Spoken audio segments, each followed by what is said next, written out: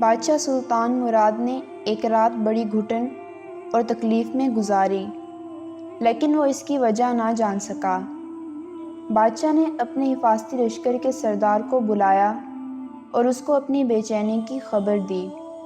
بادشاہ کی عادت تھی کہ وہ بھیس بدل کر عوام کی خفیہ خبر گیری کرتا تھا۔ بادشاہ نے کہا، چلو چلتے ہیں اور کچھ وقت لوگوں میں گزارتے ہیں، اور دونوں چل پڑے۔ دونوں شہر کے ایک کنارے پر پہنچے تو دیکھا ایک آدمی گرا پڑا ہے۔ بادشاہ نے اسے ہلا کر دیکھا تو وہ مردہ انسان تھا۔ لوگ اس کے پاس سے گزرتے جا رہے تھے۔ بادشاہ نے لوگوں کو آواز دی اور کہا، ادھر آؤ بھائی لوگوں۔ پھر لوگ جمع ہو گئے، لیکن وہ بادشاہ کو پہچان نہ سکے۔ لوگوں نے پوچھا، کیا بات ہے؟ بادشاہ نے کہا، یہ آدمی مرا ہوا ہے، اس کو کسی نے کیوں نہیں اٹھایا؟ یہ کون ہے اور اس کے گھر والے کہاں ہیں؟ لوگوں نے کہا، یہ بہت برا شخص تھا، بڑا شرابی اور زانی آدمی تھا۔ بادشاہ نے پوچھا، کیا یہ امت محمدیہ میں سے نہیں ہے؟ پھر کچھ دیر کے بعد بادشاہ نے کہا، چلو اس کو اٹھاؤ اور اس کے گھر لے چلو۔ لوگوں نے میت گھر پہنچا دی۔ اس کی بیوی نے خاوند کی لاش دیکھی تو بہت زیادہ رونے لگی۔ لوگ تو چلے گئے، مگر بادشاہ اور اس کے حفاظتی لشکر کا سردار وہیں کھڑے عورت کا رونا اور اس کی فریاد سنتے رہے۔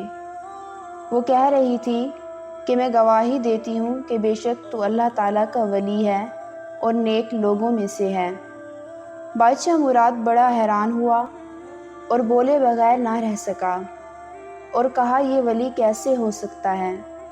لوگ تو اس کے متعلق غلط باتیں کر رہے تھے اور اس کی میت کو ہاتھ لگانے کو تیار نہ تھے۔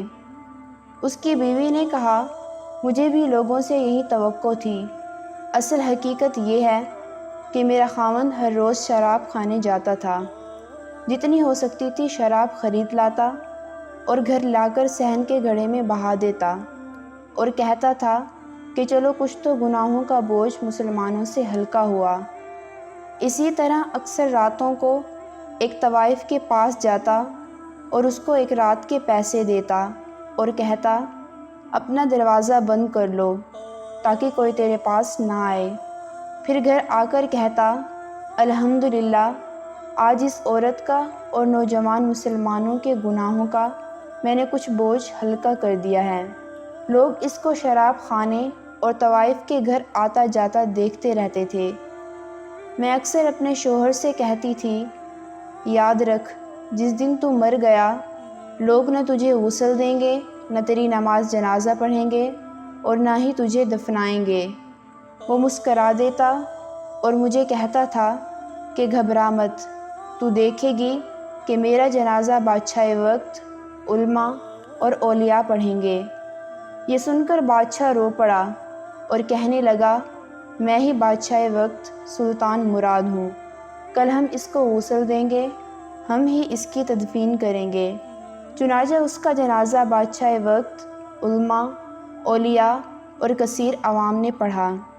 آج ہم بظاہر کچھ دیکھ کر یا صرف دوسروں سے سن کر اہم فیصلے کر بیٹھتے ہیں۔ اگر ہم دوسروں کے دلوں کے راز جان لیں تو ہماری اپنی زبانیں گونگی ہو جائیں۔